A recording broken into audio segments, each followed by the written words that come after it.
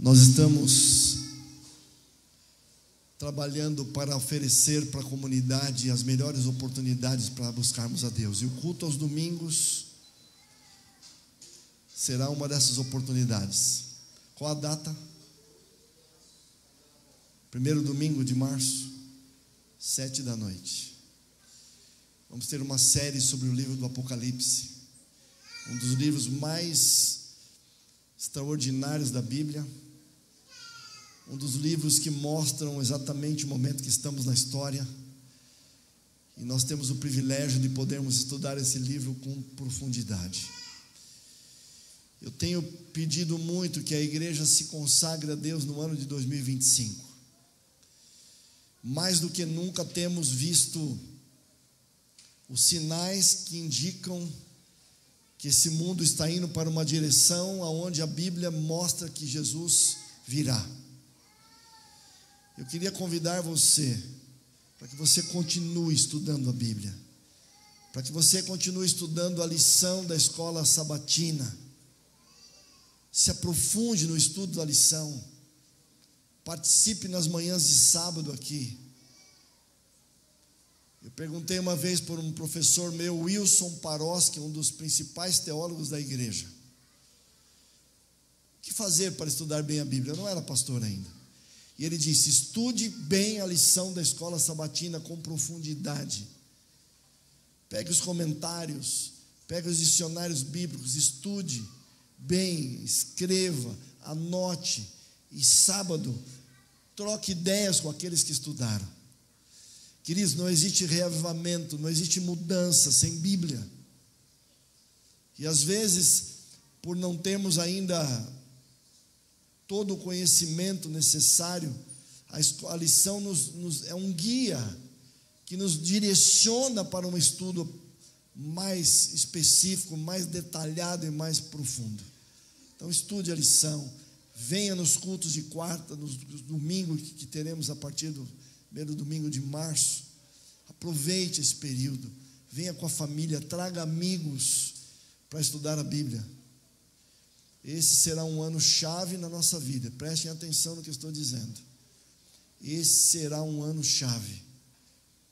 As coisas estão acontecendo e esse é um ano vital para que nós nos preparemos para aquilo que está por vir.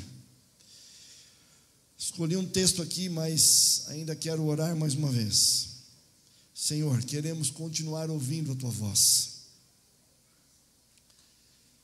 Queremos entrar na atmosfera do céu mais do que já estamos. Claro, já estamos nela. A música, o canto nos leva para essa atmosfera. Mas ainda queremos continuar ainda mais ao estudarmos a Tua palavra. Senhor, todos nós que estamos aqui temos desafios, temos lutas, temos problemas, temos batalhas a serem enfrentadas, vividas e superadas. Mas sabemos que sozinho não podemos. Somos humanos limitados, que sem o poder só andaríamos na direção contrária ao Senhor. Mas o Senhor nos trouxe, nos resgatou, nos motivou. E cada um de nós, se estamos aqui nessa manhã, estamos porque de alguma forma nos deixamos ser influenciados pela ação do Senhor Espírito Santo. Quero te pedir em nome de Jesus que continue falando conosco agora. Te pedimos no nome de Jesus. Amém. Romanos capítulo 7. A partir do versículo 4. Quero ler e explicar e aplicar o texto. Vamos fazer um estudo nessa manhã desse texto. Deixe sua Bíblia aberta em Romanos 7. Vamos estudar juntos. Você que está em casa, abra sua Bíblia, acompanhe pela Bíblia. Se você está vendo esse vídeo, hoje estamos aqui pela manhã ao vivo, mas se você estiver vendo esse vídeo, abra a Bíblia, estude. Esse é um capítulo chave para a vida cristã. Aqui nós vamos encontrar as respostas do porquê somos como somos, as lutas que temos e como enfrentar a nossa natureza humana, que muitas vezes nos leva a ir para uma direção que nós não queremos ir, não gostamos de ir, sabemos que não devemos ir. Paulo vai explicar esse conflito interno que o ser humano tem, que muitas vezes você acaba fazendo aquilo que não queria fazer na vida, e muitas vezes não faz aquilo que sabe que deveria fazer. Quem já não olhou para a própria vida e não observou, obviamente, na prática, que não somos muitas vezes aquilo que gostaríamos de ser, que não fazemos muitas vezes aquilo que gostaríamos de fazer? Será que há solução para isso? Até quando, muitos perguntam, e quem já não se perguntou, teremos uma vida de altos e baixos? Muitas vezes nos sentimos perto de Deus, fortes, parece que nossa fé é inabalável, e outros momentos, muitas vezes o ser humano se sente pequeno, às vezes sem a fé que gostaria de ter, e se sente como alguém que parece que não terá um futuro que gostaria de ter. Paulo foi um dos maiores homens que já viveu aqui na terra. E Paulo, louvado seja Deus pelos seus escritos, porque Paulo ele se expõe, Paulo ele se mostra, Paulo ele não usa máscara. Paulo ele diz exatamente quem ele é, as lutas que tem, o que viveu, o que passou, e ao mesmo tempo Paulo ele expressa na sua vida os processos que ele enfrentou para chegar no fim da vida e dizer coisas que ele disse. Eu vou citá-las nessa manhã. Queridos, eu tenho pelo menos de cristianismo, estudando a Bíblia, 41 anos estudando. Vocês acham que eu não acordo, talvez como vocês, pela manhã com o desejo de acertar? Você acorda com o desejo de acertar, de fazer o certo, de viver aquilo que você aprendeu? E quantas vezes ao terminar o dia, olhamos para os resultados do dia, para aquilo que vivemos, para aquilo que falamos, pensamos e percebemos que não atingimos aquilo que esperávamos. E quantas vezes você já não se sentiu pequeno? Quantas vezes? Alguns me perguntam: o senhor é pastor, o senhor tem lutas, o senhor acorda todos os dias com motivação de ler a Bíblia, o senhor ora o tempo inteiro, o senhor... Queridos, a minha função é ser pastor. Estudei para ser pastor, fui chamado, fui ungido para ser pastor, mas sou um ser humano como você. Tenho lutas como você, tenho batalhas como você, e não há diferença entre um ser humano e o outro. Sabe o que poderíamos dizer que é diferente? Não a natureza que temos, não a estrutura mental, emocional, física e espiritual.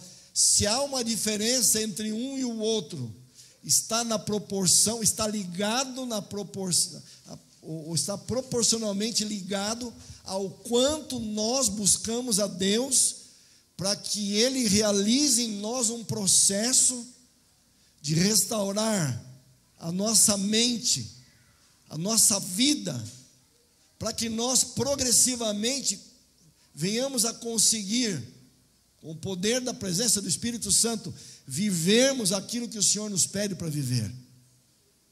É a nossa ligação com Deus que traz as mudanças. Nós temos dentro do nosso coração, da nossa mente, um desejo, uma vontade de sermos felizes. Fomos criados por Deus para isso. Deus nos criou com um mecanismo que nos impulsiona a sermos felizes. Queremos isso. Vivemos o dia para que as coisas aconteçam da melhor forma. Mas está mais do que nunca na hora de nós entendermos algumas coisas, para vivenciarmos aquilo que Deus espera de nós. Se você, que não é diferente de mim, nessa manhã você veio para cá, e a sua vida não está 100% provavelmente como você gostaria, mas você está no lugar certo. Aqui iremos abrir agora, estudarmos a palavra de Deus, e eu tenho certeza em nome de Jesus que o Senhor tem algo para nós. Eu vou começar no versículo 4. Paulo diz assim: meus irmãos, também vós morrestes relativamente à lei. Esse é um texto considerado um dos textos difíceis da Bíblia. Nós vamos ler e vamos explicando, ok?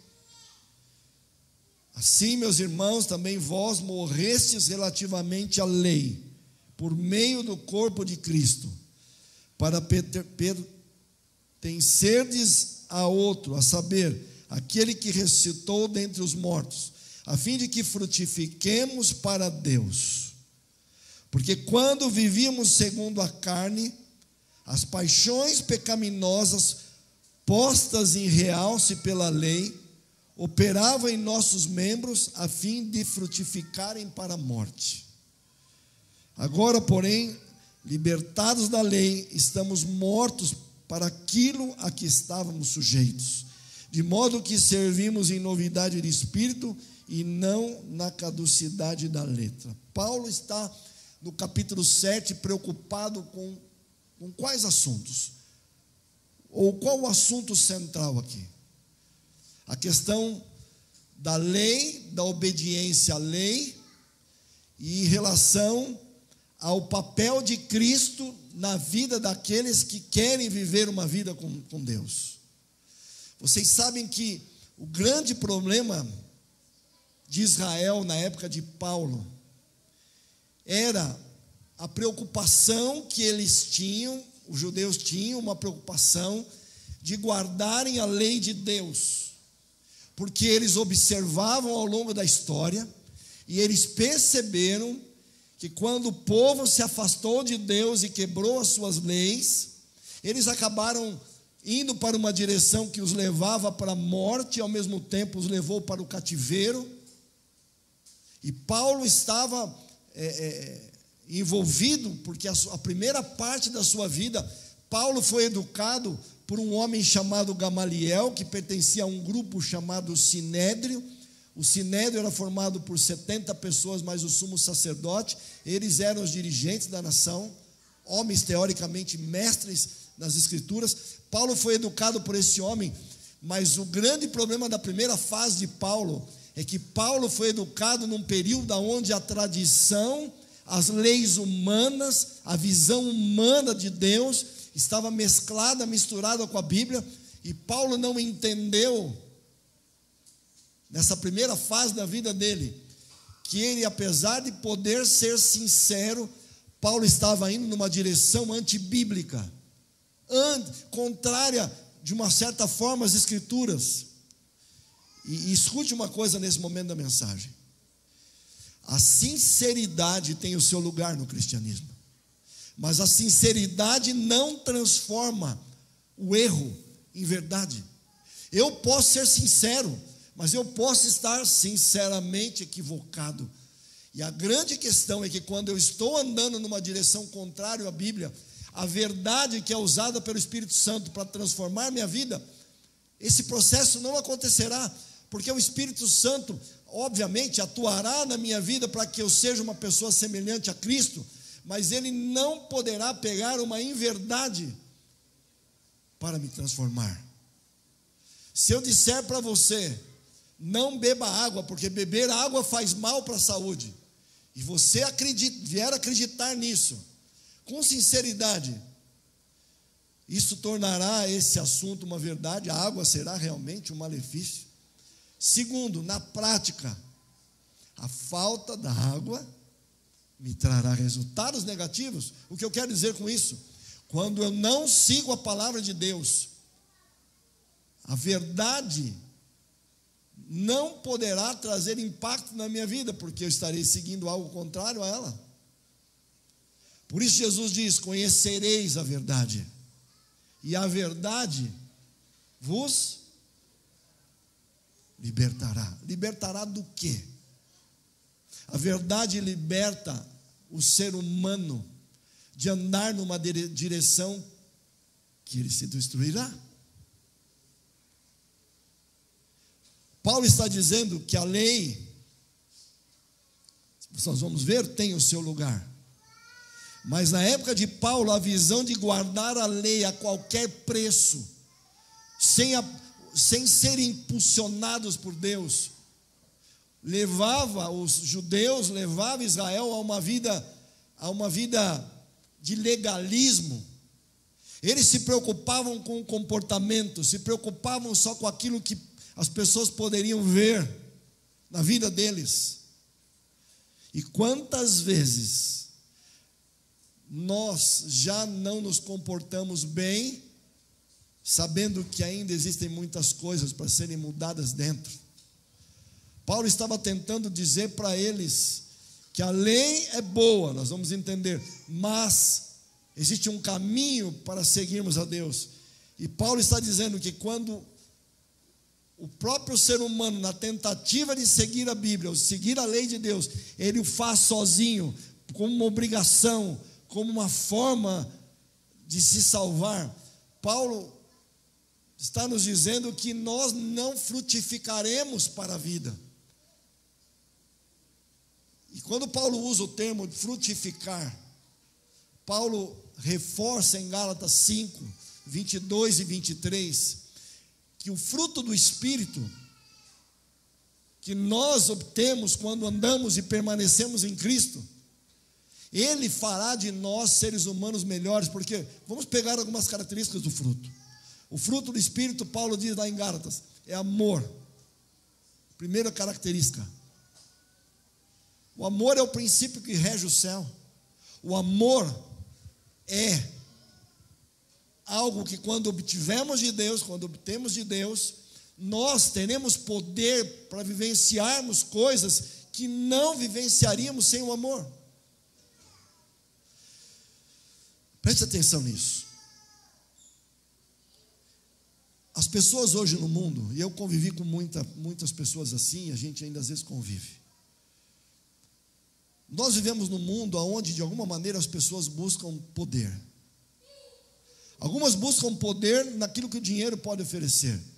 Até porque o dinheiro, quando temos dinheiro ou muito dinheiro, ele nos propicia realizarmos uma série de coisas.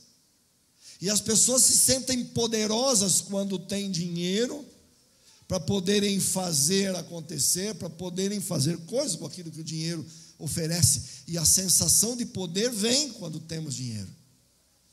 Há um segundo aspecto que nos dá a impressão que temos poder. É quando temos fama. A fama, até certo ponto, abre portas. Você chega num lugar e é conhecido, pois não, tudo bem, e as portas são abertas. Até certo ponto a fama te dá o poder também de fazer, de estar, de realizar. E o terceiro poder, que é muito buscado pelo ser humano, é o poder da posição. Eu sou presidente, eu sou diretor, eu sou empresário, eu tenho, eu posso. Até certo ponto, também isso propicia um determinado poder. Mas sabe qual é o poder que eu acabei de dizer? Jesus disse: não há amor maior do que esse, em dar a vida. Queridos, não há poder maior do que o amor. O amor te faz viver, realizar, fazer coisas que o dinheiro não te levaria a fazer, que a posição não te levaria, e nem a fama. Se eu tivesse com meu filho ou minha filha aqui do lado, e me oferecessem $1 trilhão para tirar a vida dos meus filhos, se me oferecessem a fama, posição, agora, por amor aos meus filhos, Eu não demoraria um segundo para dizer: se alguém tem que perder a vida aqui, que seja eu. Paulo está dizendo que quando seguimos a palavra de Deus, simplesmente pensando que temos que segui-la, obedecê-la de forma legal para nos salvarmos, Paulo está dizendo que ficaremos frustrados e não teremos o fruto do Espírito. Não amaremos, não teremos paz. Terceiro gomo dos 9, não teremos alegria, não teremos mansidão, amabilidade, fidelidade, domínio próprio. Viveremos uma vida impulsionada por uma natureza humana que nos leva a andarmos numa direção que circunstancialmente podem nos trazer prazer, mas que progressivamente nos trará resultados de um vazio que aumentará, de um mal-estar que aumentará, e que ficaremos indagando talvez pela vida toda se não mudarmos, porque somos quem somos e sentimos o que sentimos. E Paulo no versículo 7, ele continua: que diremos, pois? É a lei pecado? De modo nenhum, mas eu não teria conhecimento do pecado se não fosse por intermédio da lei, pois não teria eu conhecido a cobiça se a lei não dissera: não cobiçarás. Paulo está explicando a função da lei. E nós adventistas somos um povo que fala muito da lei. Mas Paulo está dizendo que a primeira função da lei é nos mostrar quem somos. A lei é como um espelho que nos faz com que nós nos enxerguemos. Paulo está dizendo: se eu não conhecesse a lei, eu não saberia quem eu sou, eu não enxergaria quem eu sou. Então, a função da lei é, quando você a estuda e a conhece, o Espírito Santo a utiliza para fazer uma radiografia de você, para entendermos quem somos, e em seguida, não imediatamente já nos esforçarmos para guardar a lei, porque a lei mostra que somos pecadores, e antes de voltarmos para a lei, precisamos de um Salvador, precisamos do perdão de Deus, precisamos da esperança que vem de Deus, para quando voltarmos para a lei, agora perdoados, a segunda função da lei nos dirá: esse é o caminho. Então a lei tem a função de mostrar quem somos, que somos pecadores, que necessitamos de um Salvador, e quando perdoados estamos, agora vamos andar por amor segundo a lei. Todos nós já lemos os 10 mandamentos em Êxodo 20. Mas vocês já leram os primeiros versículos de Êxodo 20? Marca a tua Bíblia, ou se não só eu vou ler para você, se você não quiser ir lá em Êxodo 20. Olha que interessante. Olha como começa Êxodo 20. Porque quando a gente fala em 10 mandamentos, nós pensamos em Êxodo 20 imediatamente. Mas olha como é que Deus começa. Então falou Deus, primeiro versículo de Êxodo 20. Então falou Deus todas essas palavras. Que palavras? Eu sou o Senhor teu Deus, que te tirei da terra do Egito, da casa da servidão. Vocês eram escravos, vocês estavam lá no Egito. Eu tirei vocês, eu salvei vocês, e agora que eu salvei vocês, aí vem o versículo 3: não terás outros deuses diante de mim, não farás para ti imagem de escultura. E assim vem os 10 mandamentos. Primeiro Deus salva. Guardar a lei você não pode guardar a lei para se salvar. Efésios 2 diz que a salvação é pela graça, por meio da fé. Isso não vem de vós, é dom de Deus, para que nós não nos orgulhemos. A salvação é pela graça, é Ele que toma atitude, é Deus que vai até você, é Deus que cria uma estratégia para fazer com que para você enxergá-lo, para você entender que sem Ele não há vida, não há uma esperança, não há o amanhã. É Ele que nos de alguma maneira, cria situações, envia pessoas, traz você aqui para fazer você pensar, refletir, reavaliar a vida.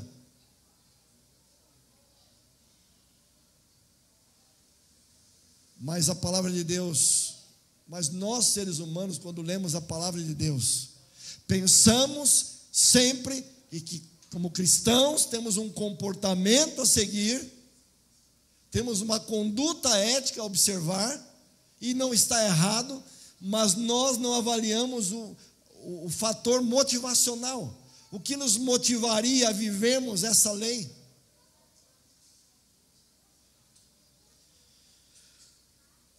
Versículo 8, Paulo está dizendo, que a lei mostrou quem ele era, mas o pecado tomando ocasião pelo mandamento, ou seja, quando Paulo se depara com a lei, ele vê que é pecador, o pecado tomando ocasião pelo mandamento, despertou em mim toda sorte de tendências, concupiscências, porque sem lei, ele estava morto por pecado. Paulo está dizendo assim, sem lei, eu nem sabia que era um pecador. Sem a palavra de Deus, eu acho que está tudo bem. Quem já não disse, ou quem já não ouviu, alguém dizendo assim, eu não faço mal para ninguém, eu não mato ninguém, eu não roubo ninguém, sou uma pessoa do bem. E definem que cristianismo é não matar, não roubar e não fazer mal para os outros, ponto. É só isso que é cristianismo. Imagine eu falando em casa para minha família, eu já pago as contas, já durmo aqui, continuo aqui, já está tudo bem. É só isso que uma mulher ou um marido espere do seu cônjuge? Outrora sem lei, Paulo diz, versículo 9, eu vivia, mas sobrevindo o preceito, reviveu o pecado e eu morri. Paulo percebeu que ele, diante da lei, ele estava morto, no sentido de ser um pecador. Romanos 6, 23, Paulo já havia dito isso antes, estamos no capítulo 7, ele diz, o salário do pecado é a morte, o pecado nos leva para a morte, o pecado nos destrói, corrói, nos leva para uma direção sem volta, sem vida. E Paulo está dizendo que quando ele se deparou com a lei, se ele não saísse dessa condição, ele já diz, eu morri, já estaria morto. E o mandamento que me fora, versículo 10, para a vida, verifiquei que esse mesmo se me tornou para a morte. Por que vida? Salomão tem um texto em Provérbios capítulo 14, versículo 12, ele diz assim, há um caminho que para o homem parece direito, mas o seu final é um caminho de morte. Eu não sei se todos aqui nasceram na igreja, obviamente acho que não, e viveram a vida inteira preenchidos, com sentido para a vida. Eu não sei se tem alguém que nasceu, viveu, cresceu, estudando a Bíblia, se mantendo perto de Deus, se batizou, sempre preenchido. Pode ser que existam, apesar de todos termos natureza humana quando nascemos. Mas a maioria, talvez, de nós já teve momentos, se é que ainda não tem, de se deitar à noite para dormir e sentir um vazio no meio do peito, uma sensação de que algo falta, de que algo está incompleto, de que alguma coisa está errada. Vocês sabem, eu vivi 20 anos assim. Joguei futebol, fui músico da noite, fui cantor da noite, fui jogador de futebol, fui lutador, fiz tudo, porque eu tentava achar uma resposta, uma saída para um vazio, para algo que faltava e que eu não tinha explicação. A grande parte das pessoas se sentem assim hoje, e muitas vezes não param para perceber que precisam de Deus, ou algumas vezes estão em caminhos religiosos que não têm a verdade. E eu ainda vou piorar, muitas vezes podem estar no nosso meio, junto conosco, mas por não viverem a verdade, por não passarem tempo com a pessoa vida que é Cristo, se sentem vazios, se sentem sem vida. Vocês sabem que o conceito de vida para Deus é diferente do nosso. Vocês estão me vendo aqui? Eu estou vendo vocês. Todo mundo aqui, ao olhar do lado, vai dizer assim: só tem gente viva aqui. Estou aqui vivo, todos vocês estão vivos. Para a ciência médica, se o coração estiver batendo, a vida. Mas para Deus, o conceito de vida é diferente. Jesus disse: eu sou o caminho, a verdade e a vida. 1 João 4,12, João diz assim: aquele que não tem a Jesus, ao Filho, não tem vida. E não está falando de vida eterna só. Há um lugar na nossa vida que, se Deus não estiver nele, nós viveremos a nossa vida nos arrastando. E sabe o que é pior? O pior é que muitas vezes, mesmo no nosso meio, existem pessoas que não estão preenchidas, tendo sentido para a vida, e não percebem que não estão se entregando a Deus ou buscando a Deus o quanto deveriam buscar. Você está bem? Você quer pregar?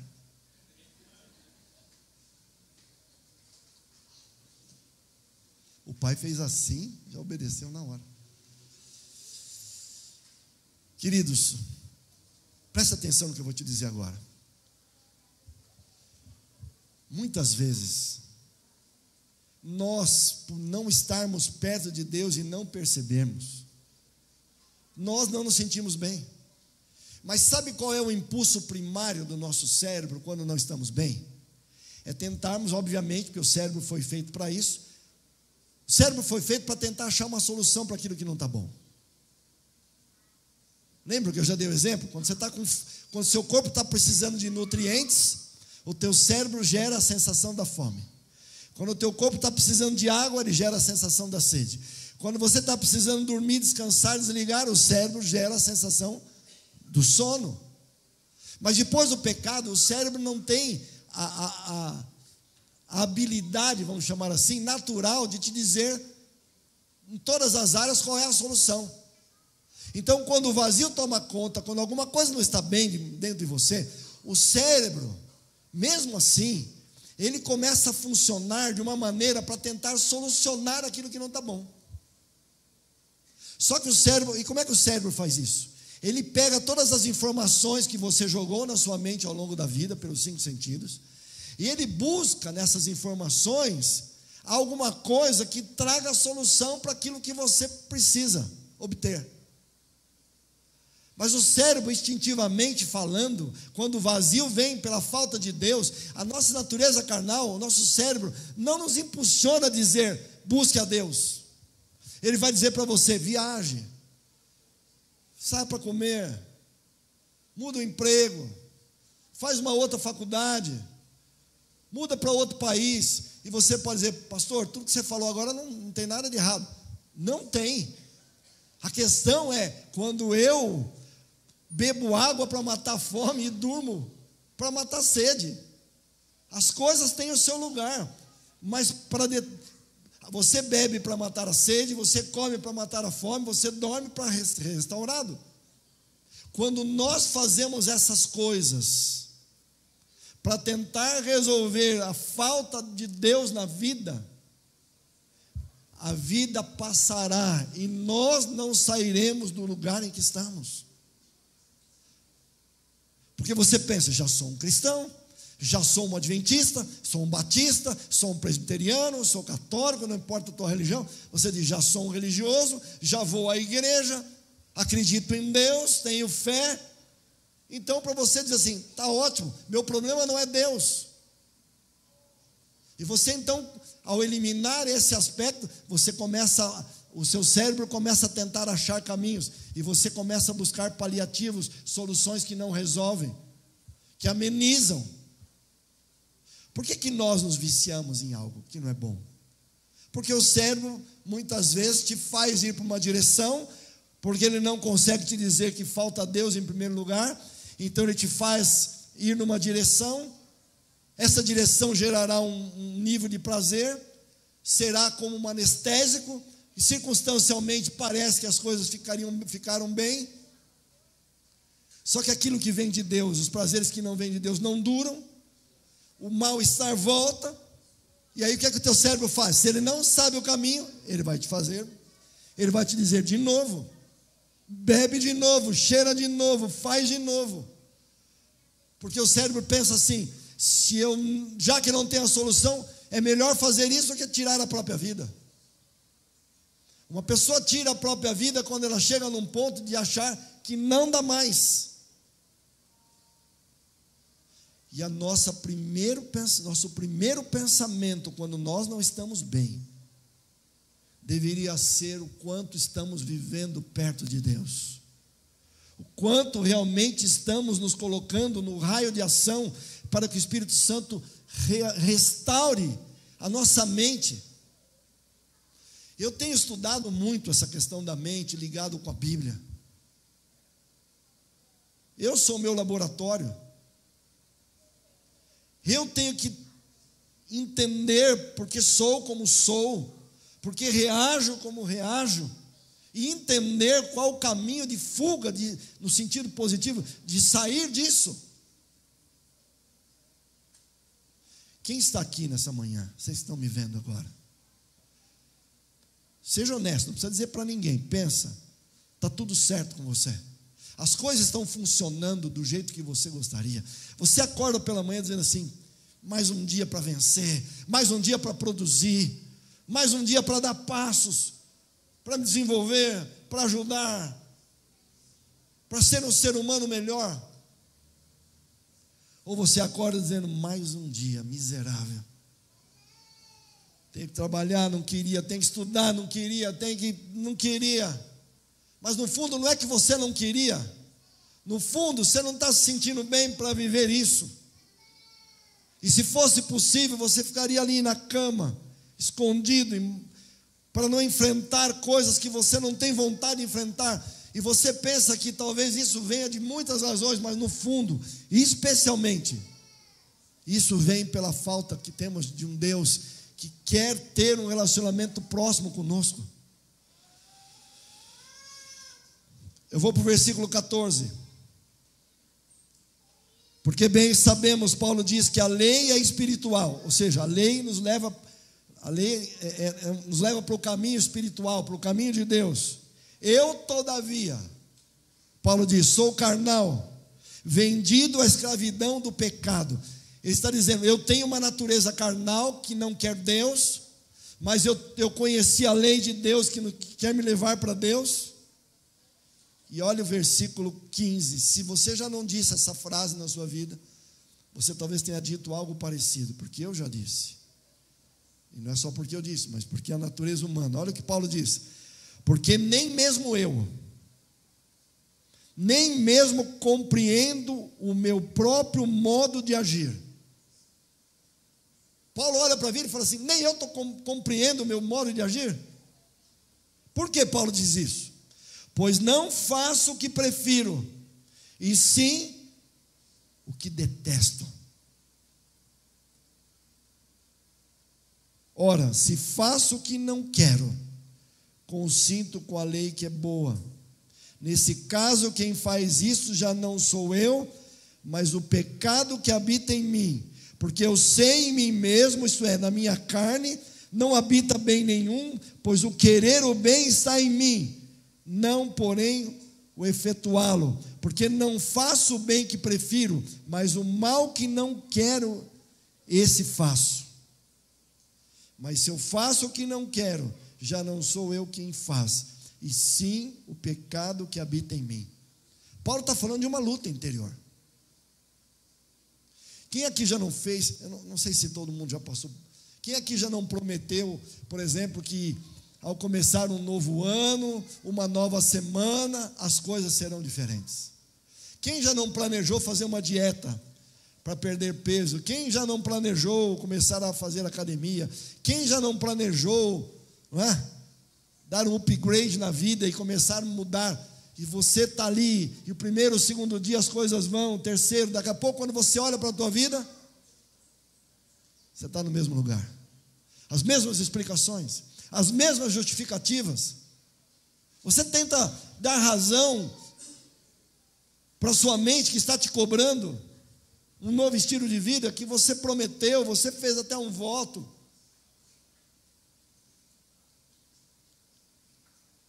E de novo você se vê repetindo as mesmas coisas, os mesmos caminhos, os mesmos resultados. E sabe o que é pior?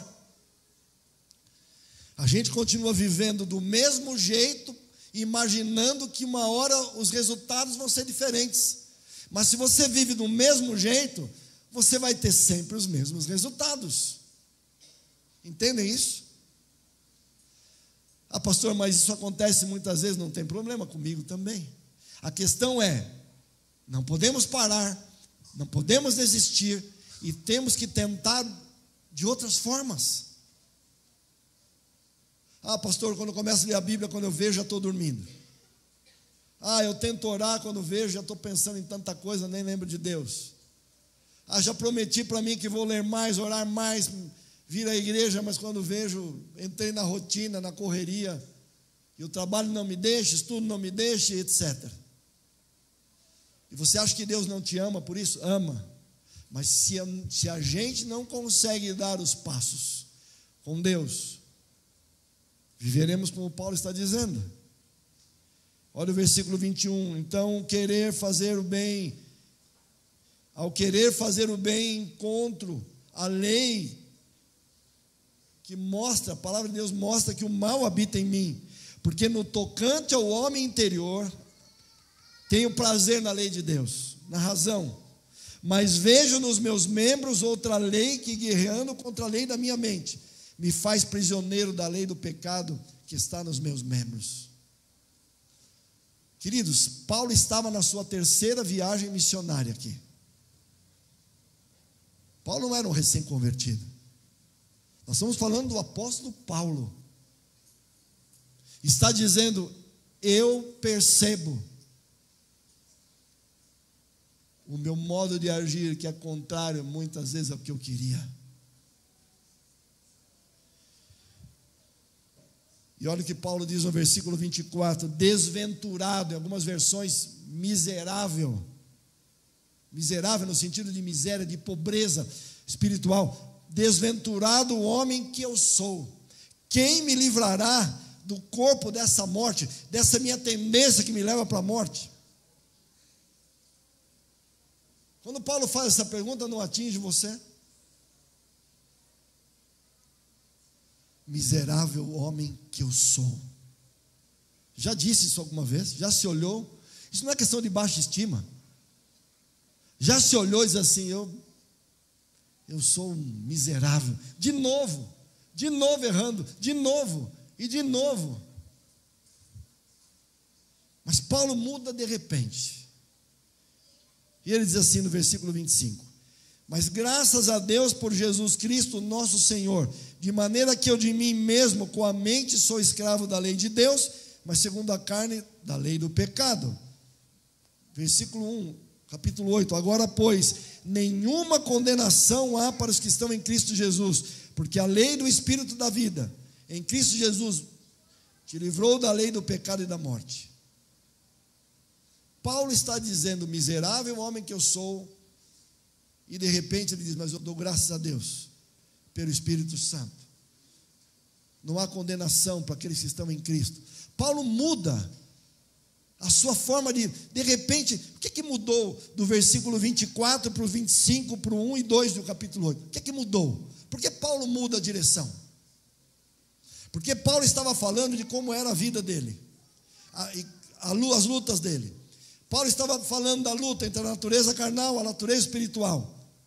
Humanamente falando, Paulo fala, não tem como. A lei carnal, ela me leva para uma direção contrária. Eu sei que eu tenho que fazer isso. Ele estava expressando a sua luta. Mas agora Paulo para. E ele se lembra de algo que isso estava mudando a vida dele. Paulo lembra de Cristo. Paulo lembra que agora Ele não mais viveria como antes, tentando simplesmente se esforçar para guardar a lei. Paulo agora estava se lembrando de um Cristo que havia dito no capítulo 15 do Evangelho de João: permanecei em mim, aquele que permanece em mim dá muito fruto, sem mim nada podeis fazer. Paulo se lembra de Cristo. E o centro do discurso de Paulo ao longo dos seus livros, e Paulo chega a repetir 3 vezes essa frase: sede meus imitadores, como eu sou de Cristo. A vida de Paulo, o foco de Paulo era imitar a Cristo, era passar tempo com Ele. Queridos, isso não é conversa de pastor, isso não é poder da mente. Deus nos criou com uma característica: pela contemplação somos transformados. Nós somos transformados por aquilo que colocamos na mente pelos 5 sentidos, somado com a nossa herança genética. Somos o resultado de características herdadas e características adquiridas por aquilo que colocamos, então, como eu disse, pelos sentidos. E a única maneira de haver mudança é se nós priorizarmos colocar nos nossos 5 sentidos a palavra de Deus. Eu vou provar isso. Se você pegar aqui o livro de Filipenses, olha que interessante. Filipenses 4, versículos de 8, 9. Estou indo para a finalização da mensagem. Olha o que é que Paulo diz.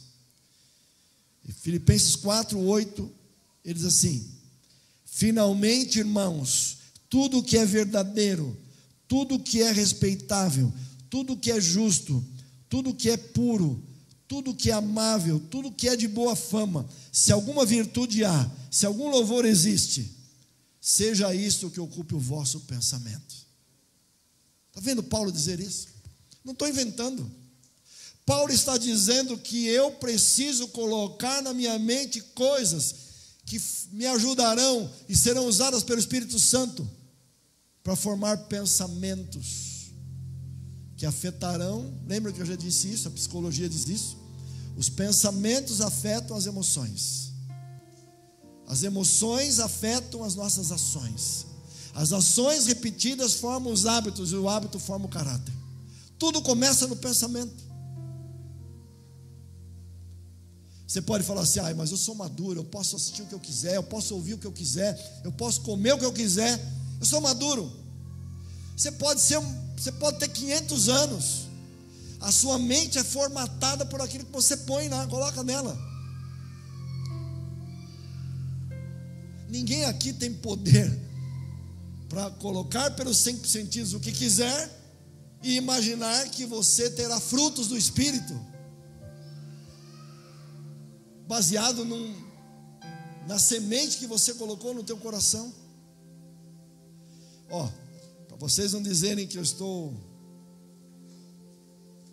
Vou pegar mais um texto, Colossenses 3, em seguida, só virar, Filipenses, Colossenses. Olha o que Paulo diz em Colossenses 3: portanto, se fosses ressuscitados juntamente com Cristo, buscai as coisas lá do alto, onde Cristo vive, assentado à direita de Deus. Olha o versículo 2: pensai nas coisas lá do alto. Pensai, coloca a mente nas coisas boas. E quando eu falo palavra de Deus, são princípios que envolvem não só a vida espiritual, a vida física, a vida mental, a vida emocional. 4 áreas, lembra? Físico, mental, emocional e espiritual. A neurociência ensina isso, a divisão do nosso corpo. Precisamos cuidar das 4 áreas.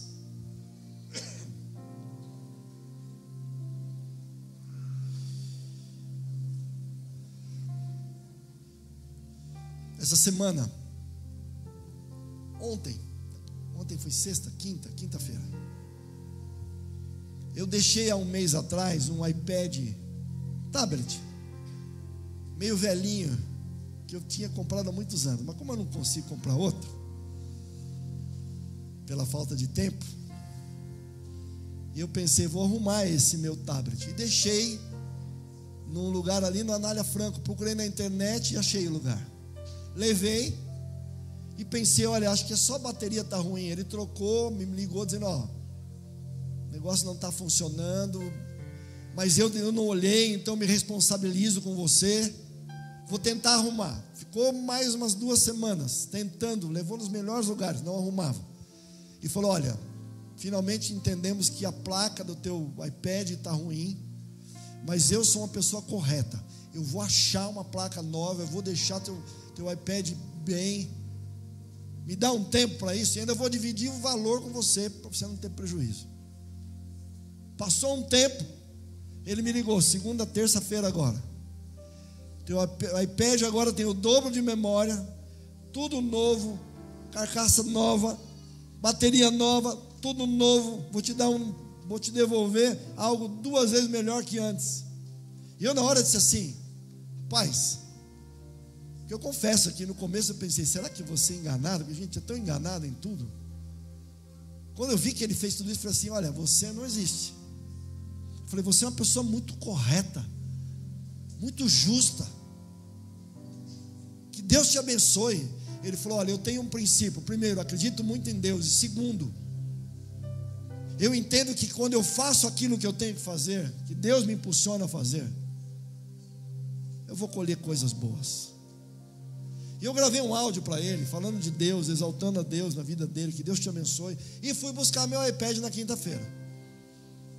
Quando eu cheguei lá, começamos a conversar. Um rapaz, 40 e poucos anos, distinto, é dono de uma rede que arruma qualquer computador, notebook, celular, tudo ele entende, tem uma equipe. E começamos a conversar e ele disse, mais uma vez eu disse, que Deus seja louvado na sua vida, por você ser correto, justo. Ele falou, olha, eu vou te dizer, perdi minha mãe, perdi meu pai, eu vivi minha vida sozinho, tudo que eu faço, tudo que eu sou, sempre sozinho, eu e Deus. E aí ele começou a dizer para mim, mas eu ainda tenho lutas, eu preciso me voltar mais para Deus, porque não tenho tido tempo, eu estou ainda com algumas lutas pessoais. E eu olhei para ele e disse assim, Deus já está com você, mas você pode dar passo na direção dele. Imagine eu falando isso com o dono lá da empresa. E chegou um momento que eu falei assim, estou sentindo uma coisa no meu coração aqui. Ele falou, o quê? Quer estudar a Bíblia comigo? Quer voltar para Deus? Quer aprender princípios para cuidar do teu corpo, da tua mente, das tuas emoções, da tua vida espiritual? Quer recomeçar a vida de um jeito diferente? Eu sei que você tem capacidade, tem empresa, tem condições econômicas, mas você sabe que você não está ainda onde poderia estar. E um rapaz extraordinário, queridos. Pense em alguém educado, querido. Eu abracei ele assim, segurei ele e falei assim, Deus te abençoe. E ele olhou para mim e falou assim, eu quero estudar a Bíblia. Fechado, vamos estudar juntos. Isso foi quinta agora. Queridos, aqui está o convite de Deus para você nessa manhã. Pare de lutar contra a sua natureza carnal. A escritora Ellen White diz que a maior batalha a ser ganha é a batalha contra o próprio eu. Não é contra o inimigo. A gente fica exaltando o inimigo tem poder, mas o inimigo só faz algo que eu deixo. O problema sou eu, é eu que deixo meu eu vencer. Eu alimento minha natureza carnal mais que a espiritual. Na hora das decisões, a carnal ganha. Paulo, ele chegava a dizer assim, eu morro a cada dia. O que é isso? Cada dia lutando para que o Espírito Santo fizesse morrer a natureza dele carnal. Paulo, em outro texto, em 1 Coríntios 9, 24 a 27, Paulo diz, eu esmurro o meu corpo, eu o reduzo à servidão, para que pregando aos outros, eu mesmo não venha a ser desqualificado. O que é esmurrar o corpo? Ele lutava contra a natureza carnal dele. Mas queridos, vocês já me ouviram dizer isso? Como Paulo termina a vida dele? Já estou, Gálatas 2, 19 e 20, já estou crucificado com Cristo, e já não sou mais eu quem vivo, mas Cristo vive em mim. Paulo conseguiu. Paulo conseguiu. E aonde ele escreve em 1 Timóteo capítulo 1, ele fala: eu sou o pior pecador, e ele me perdoou. Ele está dizendo, aquele que era o pior, blasfemador, perseguidor, insolente, Paulo aprovou a morte de cristãos. Paulo levou cristãos blasfemarem na força. Paulo era um animal sem Deus. Agora ele disse: eu vivo, ele vive em mim. E o último escrito de Paulo, o tema não saía da mente de Paulo. Ele, 2 Timóteo foi o último escrito de Paulo. E o capítulo 4 é o último capítulo de Paulo. Paulo estava indo já para ser decapitado, na época de Nero. A vida dele estava chegando ao fim. E Paulo escreve: combati o bom combate. Que combate? Das duas naturezas. Guardei a fé, e já sei que a coroa da justiça está reservado a mim e àqueles que aguardam a sua vinda. Ele diz: eu já estou sendo oferecido, eu sou uma oferta a Deus. Ele iria morrer, mas queridos, como um homem, era só Paulo falar assim: não creio em Cristo, estava solto. Mas ele diz: eu sei em quem eu tenho crido, e Ele é poderoso para mudar minha vida. E quando Paulo se sentia fraco, ele dizia: quando eu sou fraco, é que sou forte. Porque quando ele se sentia fraco, ele buscava a Deus para ter forças. Queridos, em nome de Jesus, recomece a vida, passando tempo com Deus através da Bíblia. Leia, medite no que você está lendo, converse com Deus sobre o que você está lendo.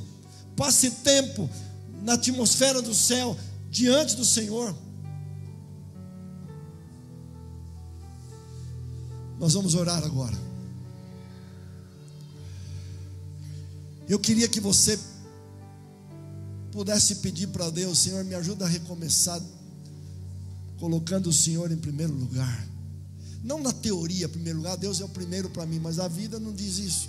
É lutar para realmente Ele ser o primeiro. A primeira coisa que você pensa quando acorda, o primeiro momento do teu dia, do lado dEle. É isso que vai mudar. Vamos fazer isso juntos?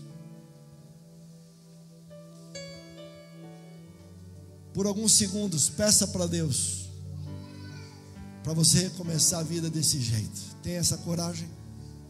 Depois eu vou orar. Se você tem essa coragem, esse desejo, fala para Deus: Senhor, me ajuda, eu não aguento mais. Senhor, ninguém sabe, nem eu mais aguento quem eu sou, me ajuda.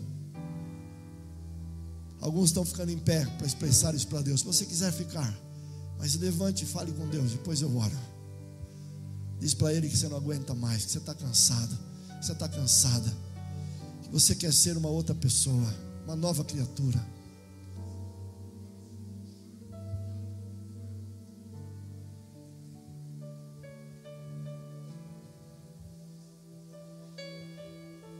Deus, todos estamos cansados muitas vezes de sermos quem não gostaríamos de ser, de fazer o que nós não gostaríamos de fazer. Mas ao mesmo tempo, Senhor, que estamos cansados por aquilo que estudamos nessa manhã, renovamos a nossa esperança que é possível vencer. Paulo venceu, e é possível vencer se todos os dias te imitarmos, se todos os dias te buscarmos. Senhor, não dá para continuar vivendo nos altos e baixos. Não dá para continuar acertando, errando, não dá para continuar, Senhor, olhando no espelho e muitas vezes perceber que estamos longe de sermos quem gostaríamos de ser.